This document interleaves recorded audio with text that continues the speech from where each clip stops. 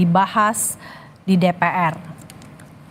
Ya, saya sudah menjawab di beberapa media dan saya juga sudah melakukan konfirmasi kepada pihak pemerintah bahwa sejak beredarnya isu ada reshuffle beberapa menteri termasuk Ibu Sri Mulyani, bahwa pemerintah dalam waktu dekat, dalam hal ini Presiden, belum ada rencana melakukan reshuffle.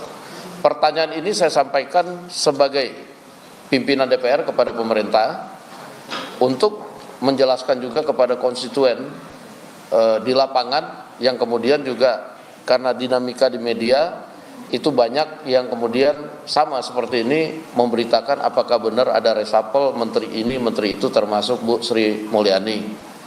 Nah, mungkin rekan-rekan media sudah tahu bahwa pertemuan yang intens antara Presiden dengan Menteri Keuangan maupun menteri-menteri lain justru membahas bagaimana kemudian supaya kelancaran pemerintah dalam memperhatikan kepentingan rakyat ini terus dilakukan. Dan saya pikir apa yang disampaikan oleh pemerintah bahwa dalam waktu dekat belum ada rencana reshuffle, ya mungkin itu yang bisa saya sampaikan. Demikian. Bang, soal CPNS apa benar pengangkatannya apabila misalnya lebaran atau bulan April? Saya beberapa minggu kemarin itu sebagai pimpinan DPR bersama dengan beberapa kawan-kawan dari DPR itu sudah melakukan pertemuan dengan pihak pemerintah dalam rangka memberikan masukan kepada pemerintah. Kan beberapa waktu yang lalu sudah ada keputusan dari pemerintah untuk mengangkat CPNS dan P3K itu di Oktober 2025 untuk CPNS dan Maret 2026 untuk P3K. Nah, dalam pertemuan itu kami minta supaya pemerintah mempercepat pendataan, melakukan simulasi-simulasi untuk kemudian bisa dipercepat. Dan alhamdulillah pada waktu itu sudah disampaikan bahwa pemerintah akan mengusahakan bahwa secara serentak akan dilakukan di 2025.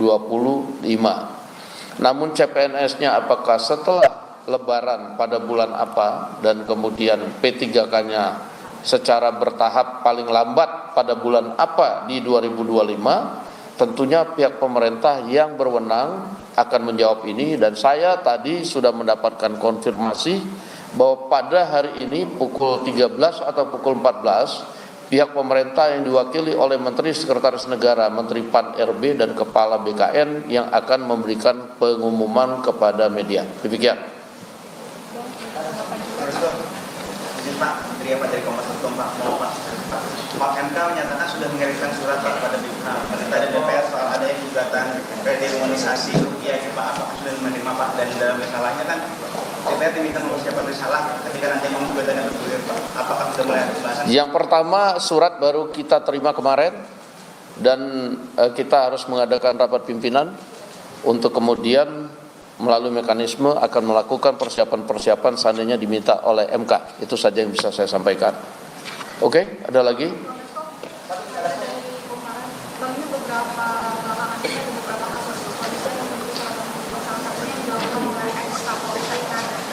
Dari pimpinan DPR sendiri, apakah ada sorotan terkait kasus-kasus yang belakangan terjadi di Indonesia?